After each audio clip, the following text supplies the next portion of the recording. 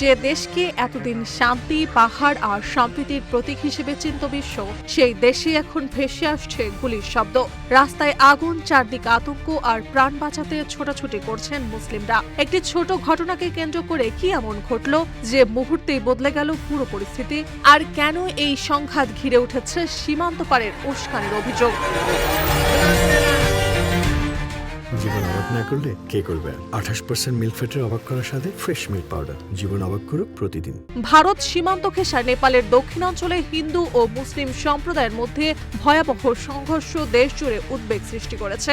সুনসারি জেলার দেওয়ানগঞ্জে একটি ধর্মীয় শোভাযাত্রার সময় উচ্চস্বরে গান বাজানো ও ধর্মীয় পতাকা টানানোকে কেন্দ্র করে শুরু হওয়া উত্তেজনা দ্রুত সহিংসতায় রূপ নেয়। ইট পাটকেল নিক্ষেপ, অগ্নিসংযোগ ও ভাঙচুরের রণক্ষেত্রে পরিণত হয় পুরো এলাকা।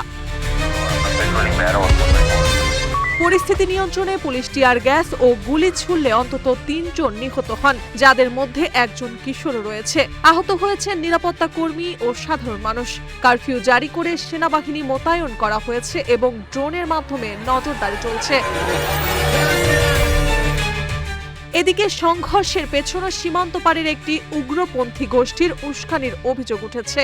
তবে এই অভিযোগের স্বাধীনভাবে নিশ্চিত প্রমাণ এখনো প্রকাশ করা হয়নি। ঘটনার পর প্রধানমন্ত্রী বালেন্দ্র শাহ শান্ত থাকার আহ্বান জানিয়েছেন এবং নিরপেক্ষ তদন্তের আশ্বাস দিয়েছেন। নিরাপত্তা বাহিনী পরিস্থিতি নিয়ন্ত্রণে কাজ চালিয়ে গেলেও বিশ্লেষকদের আশঙ্কা, এই সংকট নেপালের গণ্ডি পেরিয়ে পুরো দক্ষিণ এশিয়ার স্থিতিশীলতার ওপরও প্রভাব ফেলতে পারে। মার্জিয়া মৌ, রূপালী বাংলাদেশ।